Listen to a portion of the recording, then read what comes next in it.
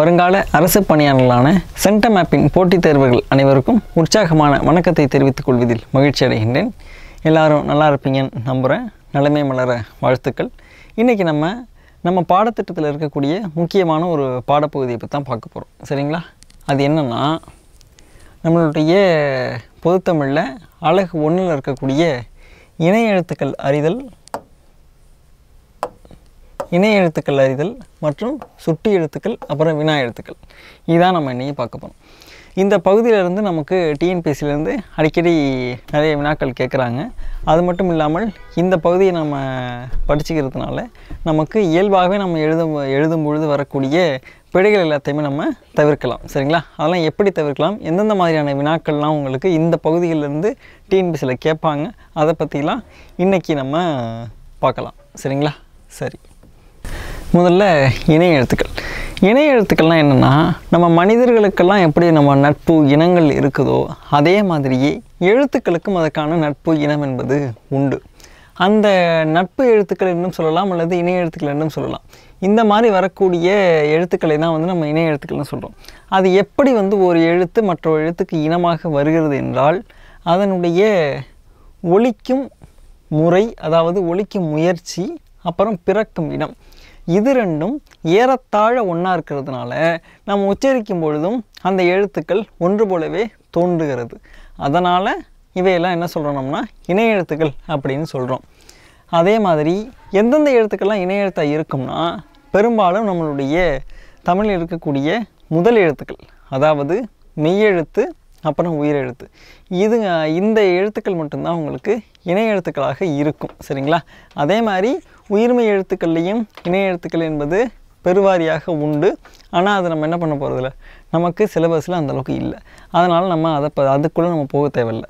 நம்ம சிலபஸில் இருக்கிறது நம்ம மெய் இணை எழுத்து, அது மட்டும் இல்லாமல் உயிர் இணை எழுத்து, இதை மட்டும் நம்ம பார்த்தாலே போதுமானது. சரிங்களா? இப்போ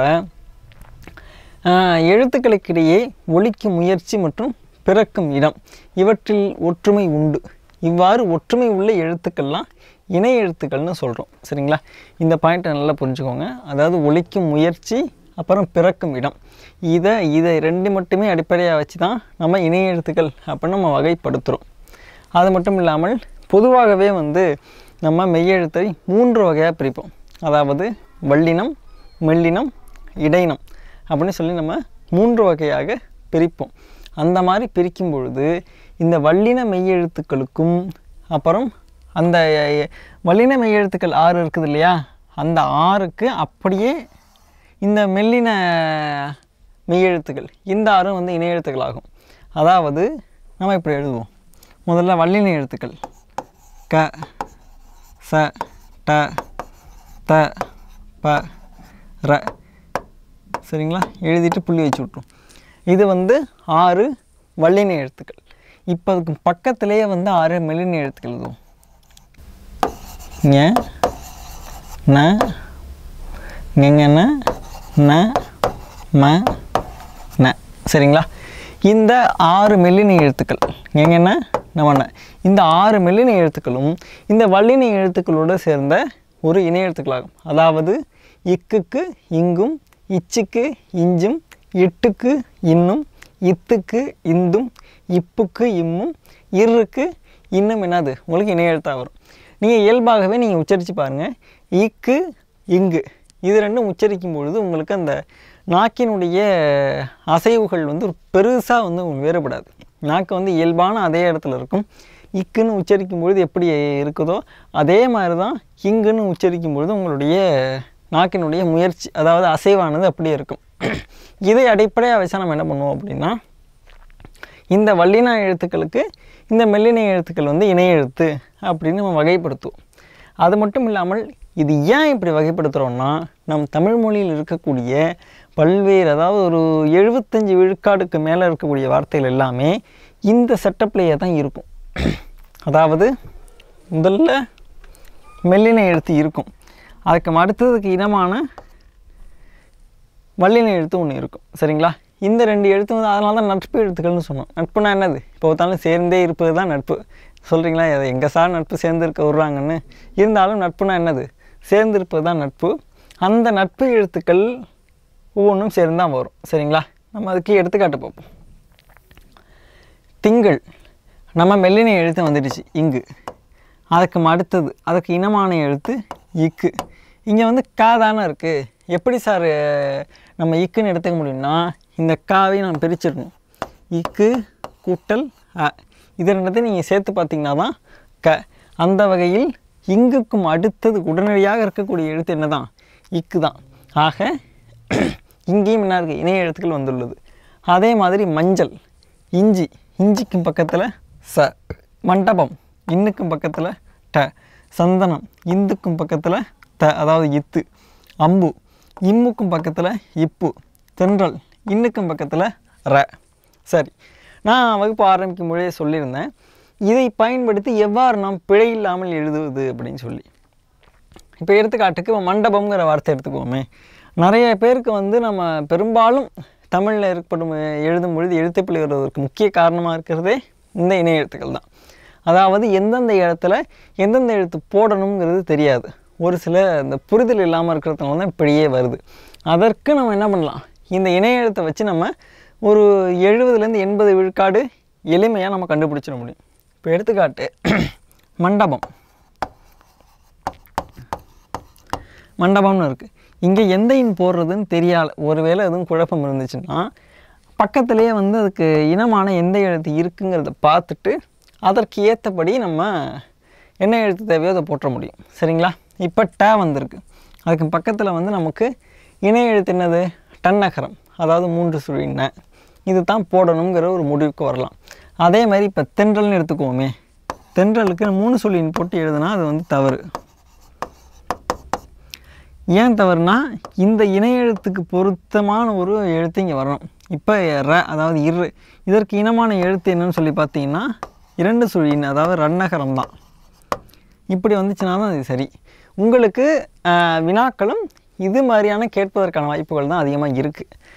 உதாரணத்துக்கு இணைய எழுத்துக்களின் அடிப்படையில் சொற்களில் உள்ள பிழைகளை நீக்குக அப்படிங்கிற மாதிரி கூட ஒரு 4 சொல் கொடுத்துட்டு அதில் 1 மட்டும் சரியான கொடுத்துட்டு மற்றெல்லாம் தவறான சொல்லாக கொடுக்கலாம். அதே மாதிரி நம்ம மேலும் எடுத்துக்காட்டு பார்ப்போம்.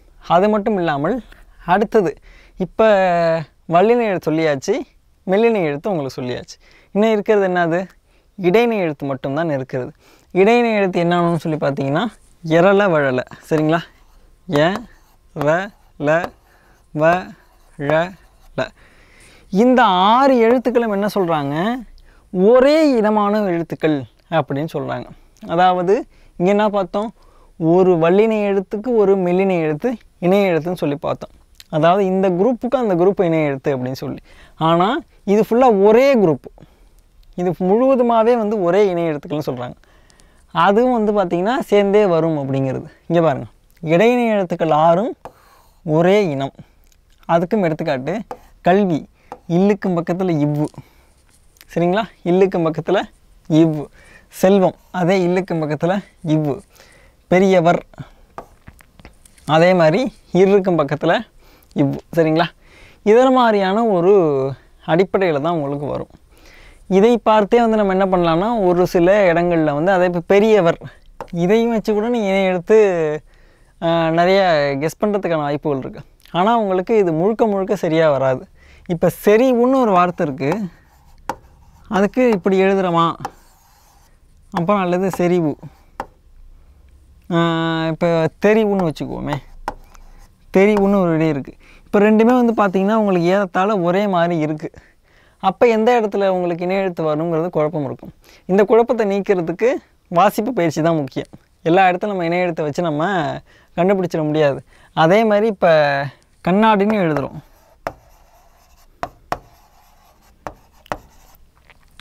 இப்போ இங்கே இன்னும் வந்திருக்கு. இதுக்கு மரத்தில் வந்து 2 சுழி இன்னும் போட்டு எழுதுனா தப்பு. சரிங்களா? இந்த மாதிரி இருக்கக்கூடிய இடங்கள்லாம் வந்து பார்த்திங்கன்னா பெரும்பான்மையாக முன்னாடி என்ன எழுத்து இருக்குதோ அதுவே தான் வந்து உங்களுக்கு அடுத்ததும் வரும். அதாவது முன்னாடி வந்து டன்னகரம் இருந்துச்சுன்னா அதுக்கு அடுத்தது வந்து உங்களுக்கு டன்னகரம் தான் பெரும்பான்மையாக வரும். அதே போன்று பார்த்திங்கன்னா இப்போ இடையினை எழுத்துக்கு வருவோம். கல்வி, இல்லுக்கு பக்கத்தில் வி, அதாவது இவ்வு. இதே மாதிரி இன்னொரு எடுத்துக்காட்டு சொன்னால் வாழ்க்கைன்னு கூட சொல்ல முடியும். வாழ். சரிங்களா? இதெல்லாம் வந்து உங்களுக்கு அவ்வளோ ஒரு பொருத்தமாக வராது. இருந்தாலும் கூட நம்ம இதை வச்சு ஒரு சில முடிவுக்கு வர முடியும். இருந்தாலும் நான் ஏன் திரும்பியும் சொல்கிறேன்னா, இது உங்களுக்கு அனைத்துக்கும் வந்து இந்த இது பொருந்தாது. அதனால தான் 75 விழுக்காடுங்கிறது மட்டும் சொன்னேன். மற்ற இடங்களில் நாம் வாசிப்பு பயிற்சியின் மூலமாக தான் இந்த பிழைகளை தவிர்க்க முடியும். இப்போ மேலும் சில எடுத்துக்காட்டுகள் பார்த்துருவோம். இணையத்தில் பாருங்கள். திங்கள், இங்குக்கு பக்கத்தில் க, சிங்கம், சங்கு, மஞ்சள், இஞ்சி, பஞ்சு, வஞ்சம், மண்டபம், பண்டம், சந்தனம், பந்தல், பந்து, பொந்து, சந்து, அம்பு, தம்பி, தும்பி, தென்றல், கல்வி, செல்வம். சரியா? இதை மாதிரியான மேலையும் இருக்குது. தங்கம், கம்பம், குடும்பம், இன்பம், துன்பம். இது எல்லாமே பார்த்திங்கன்னா உங்களுக்கு ஏறத்தாழ ஒன்றாவே தான் இருக்கும்.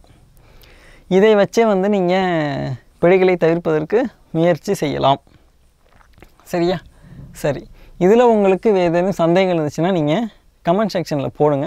அதை பார்த்துட்டு நம்ம அடுத்த இதில் வந்து இதை பற்றின விளக்கங்கள் உங்களுக்கு மேலும் தேவைப்பட்டால் கொடுப்போம். சரியா? இப்போ மெய் இணை எழுத்துக்கள் பார்த்துட்டோம். அதுக்கு அடுத்தது உயிர் இணை எழுத்துக்கள் பார்க்க போகிறோம்.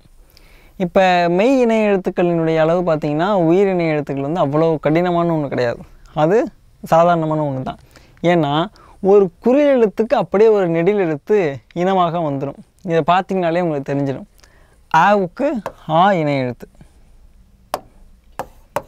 அதேமாரி ஈக்கு ஈ இணை எழுத்து, ஊக்கு ஊ இணை எழுத்து, ஏக்கு ஏ இணை எழுத்து, ஐக்கு ஈ இணை எழுத்து, ஓக்கு ஓ இணை எழுத்து, அவுக்கு ஊ இணை எழுத்து. சரிங்களா? இந்த 2 தான் மட்டும் ஏன் நான் கட்டம் போட்டேன்னா, இந்த 2 தான் வந்து உங்களுக்கு வினாக்களாக அதிகபட்சமாக கேட்குறதுக்கான வாய்ப்பு இருக்குது இதிலிருந்து கேட்டாங்கன்னா. ஏன்னா இந்த குறிலுக்கு நெடில் இணை எழுத்துங்கிறது உங்களுக்கு இயல்பாகவே தெரியும், எளிமையாக இருக்குன்னு படிச்சிடும். ஆனால் இந்த ஐ அப்படிங்கிற நெடிலுக்கு ஏற்ற ஒரு குறில் எழுத்து இல்லை.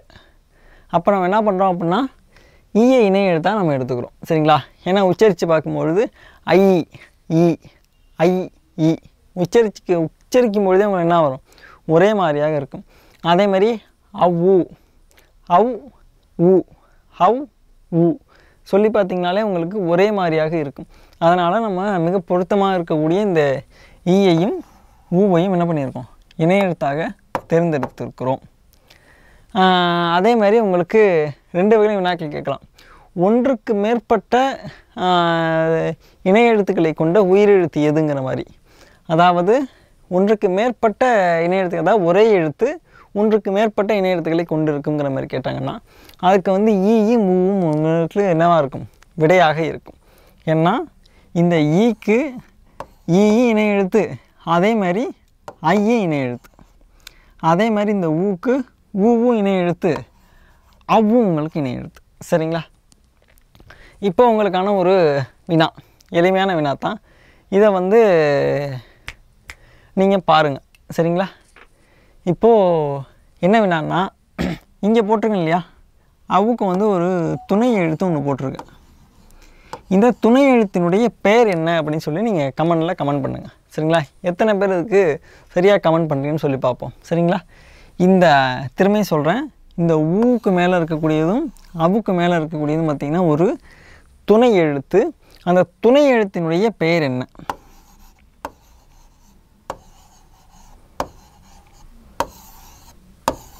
சரியா? இதுக்குள்ளே அந்த துணை எழுத்தினுடைய பெயர் என்னன்னு சொல்லி நீங்கள் கமெண்ட் செக்ஷனில் கமெண்ட் பண்ணுங்கள். பார்த்துட்டு நான் பதில் சொல்கிறோம்.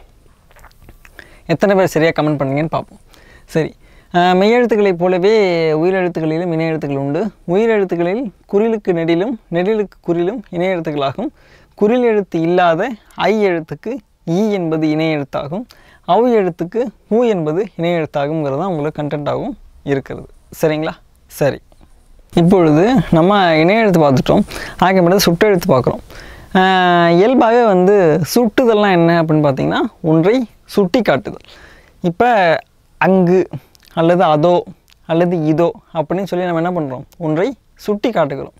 இப்படி சுட்டி காட்டுவதற்காக நம்ம தமிழ் மொழியில் ஒரு சில எழுத்துக்கள் தான் நம்ம பயன்படுத்துகிறோம். அந்த எழுத்துக்களை தான் நம்ம என்ன சொல்கிறோம் அப்படின்னா சுட்டெழுத்துக்கள் அப்படின்னு சொல்கிறோம்.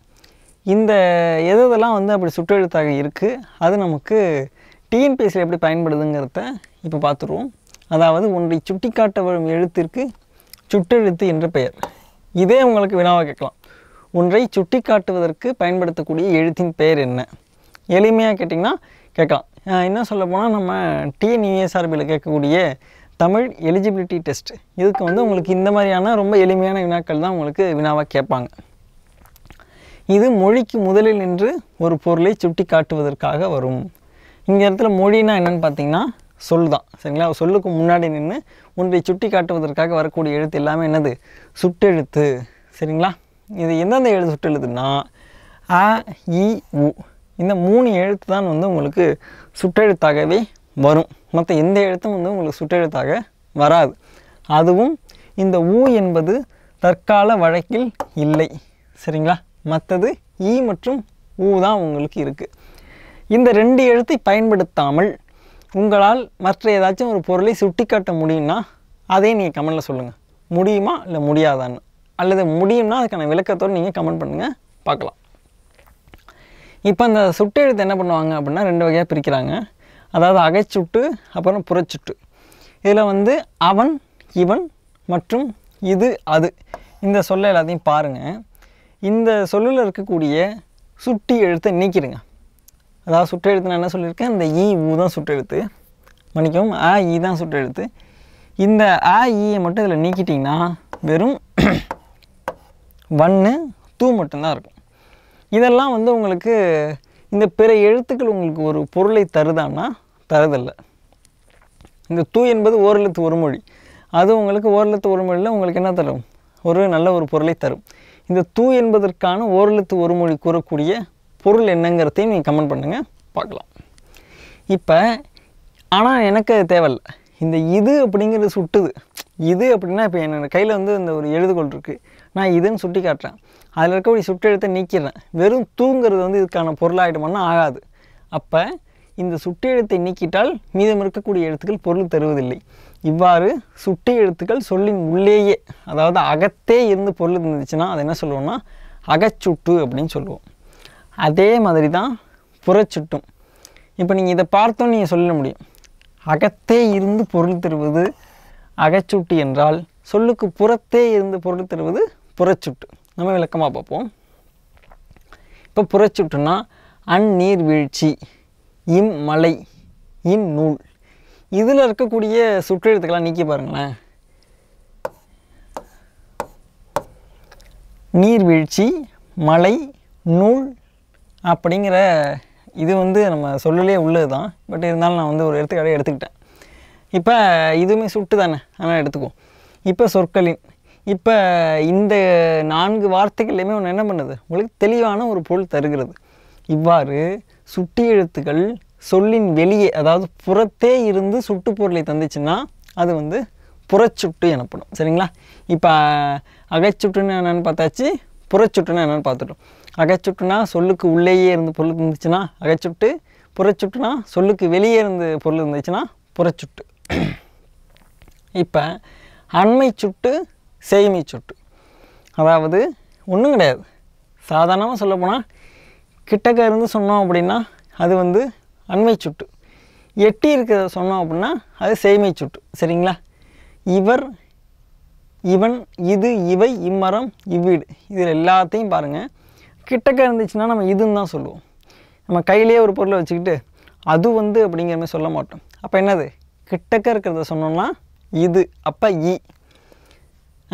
அண்மையில் உள்ளவற்றை சுட்டுகின்றன, அதாவது கிட்டக்க இருந்துச்சு அப்படின்னா என்ன சொல்லுவோம்னா அண்மை சுட்டு. அதுக்கு நம்ம பயன்படுத்தக்கூடிய எழுத்து வந்து ஈ தான். கிட்டக்க ஒரு ஆளை சொல்லணும்னா இது, இவன், இவர் அப்படின்னு சொல்லி நம்ம ஈ தான் பயன்படுத்தும். இப்போ அதுக்கு நேர் ஆப்போசிட் அடுத்தது சேய்மை சுட்டு. சேய்மை சுட்டுனா தொலைவில் இருக்கிறதே சொல்கிறது. அவர், அவள், அது, அவை, அவ்வீடு, மரம். சரிங்களா? இது எல்லாமே வந்து பார்த்திங்கன்னா தொலைவில் இருப்பதை சுட்டி காட்டுவது. இதை என்ன சொல்லுவோம் அப்படின்னா சேய்மை சுட்டு அப்படின்னு சொல்லுவோம். சேய்மை சுட்டுக்குரிய எழுத்து என்னென்னு பார்த்தீங்கன்னா ஆ தான். இந்த ஆவை பயன்படுத்தி தான் நம்ம சொல்லுவோம் தொலைதூரத்தில் இருக்கக்கூடிய பொருளை சொல்லுவோம். இப்போ இது ரெண்டுத்திற்கும் இடைப்பட்டது தான் வந்து இந்த ஊங்கிறது. அதாவது தொலைவிலும் இல்லாமல் கிட்டக்கையும் இல்லாமல் ரெண்டுத்துக்கும் நடுவில் இருக்கிறத ஊ அப்படிங்கிறத பயன்படுத்தி அப்போ சொல்லியிருக்காங்க. ஆனால் இப்போ அந்த ஊங்கிறது வழக்கில் இல்லை. அருகில் உள்ளவற்றையும் தொலைவில் உள்ளவற்றிற்கும் இடையில் இருப்பதை சுட்டிக்காட்ட ஊ என்ற சுட்டெழுத்து பயன்படுத்தப்பட்டது. தற்போது வழக்கில் இல்லை. எடுத்துக்காட்டு உது, உவன். இப்போ அங்கேயும் இல்லாமல் இங்கேயும் இல்லாமல் இடையில ஒரு பொருள் இருந்துச்சுன்னா அதை வந்து உதுன்னு சொல்லியிருக்காங்க. அவனும் இல்லாமல் இவனும் இல்லாமல் இடையில ஒருத்தன் இருக்கான்னா அவனை வந்து உவன் அப்படின்னு சொல்லியிருக்காங்க. ஆனால் தற்கால வழக்கில் அது இல்லை. சரிங்களா? இப்போ அண்மை சுட்டு பார்த்துட்டோம், செய்மை சுட்டு பார்த்துட்டோம். இப்போ அதுக்கு அடுத்தது பார்த்திங்கன்னா சுட்டு திரிபு. அம்மரம், இவ்வீடு, இது எல்லாம் வந்து புறச்சுட்டு அப்படிங்கிறத பார்த்துட்டிங்க. இந்த புறச்சுட்டு இல்லாமல் இது என்ன சொல்கிறோம் அப்படின்னா அந்த மரம், இந்த வீடு. சரியா? இப்படி நம்ம சொன்னோம்னா இந்த அ மற்றும் இ என்பது திரிந்து ஒரு முழுமையான ஒரு பொருளை பெற்று வருகிறது. சரிங்களா? அதாவது அ, இ ஆகிய சுட்டெழுத்துக்கள் மாற்றம் பெற்று அந்த, இந்த என்று ஒரு சுட்டு பெயராக வருது. சரிங்களா? இவ்வாறு வந்துச்சுன்னா இது என்ன சொல்லுவோம் அப்படின்னா சுட்டு திரிபு. ஒன்றும் கிடையாது. சுட்டெழுத்து திரிஞ்சு வந்துச்சுன்னா அதை வந்து சுட்டு திரிபுன்னு சொல்லுவோம். எடுத்துக்காட்டுக்கு இப்பள்ளி அப்படிங்கிறத இந்த பள்ளின்னு தருவது. சரிங்களா? ஆ, இ ஆகிய சுட்டு எழுத்துக்கள் அந்த, இந்த என திரிந்த சுட்டுப்பொருளை தருவது தான் சுட்டி திரிபு எனப்படும். சரிங்களா? இப்போ சுட்டெழுத்தில் மொத்தம் 5 பார்த்துருக்கோம். அதாவது அகைச்சுட்டு, புறச்சுட்டு, அப்புறம் அண்மை சுட்டு, செய்மை சுட்டு, சுட்டு திரிபு. இதிலேயே வந்து பார்த்திங்கன்னா உங்களுக்கு வல்லினம் மிகும் இடம் மிகா இடத்துலையும் வந்து இந்த சுட்டு எழுத்துக்கள் மிகப்பெரிய பங்கை வகிக்கும். அதாவது சுட்டு திரிபுகளை அடுத்து வல்லினம் மிகும் அப்படிங்கிற ஒரு விதி இருக்குது. சரியா? அதாவது அந்த, இந்த, எந்த இந்த சொற்களுக்கு பின்னாடி என்ன வரும்னா வல்லினம் மிகும் அப்படின்னு சொல்லி உங்கள் பள்ளி பாடப்புத்தகத்தில் கொடுத்துருக்காங்க. அதே மாதிரி சுட்டெழுத்துக்களுக்கும் பிறகும் என்ன வரும்? உங்களுக்கு வல்லினம் மிகும் என்பதை நாம் பார்த்துக்கணும். சரிங்களா? சரி, இன்றைக்கி வகுப்பில் நம்ம என்ன பார்த்துருக்கோம்னா சுட்டு திரிவு பார்த்துட்டோம். அப்புறம் செய்மை சுட்டு, அண்மை சுட்டு, புறச்சுட்டு, அகைச்சுட்டு பார்த்துட்டோம். அப்புறம் இணைய எழுத்தில் உயிர் இணைய எழுத்து, அப்புறம் மெய் இணைய எழுத்து பார்த்துட்டோம். சரியா? மீதம் வந்து நம்ம அடுத்த வகுப்பாக பார்ப்போம். மீண்டும் உங்களை அடுத்த வகுப்பில் சந்திக்கும் வரை உங்களிடமிருந்து விடைபெறுபவர் உங்கள் வேத்து யோகேஸ்வரன். நன்றி, வணக்கம். Send a map. You dare to dream, we care to accomplish.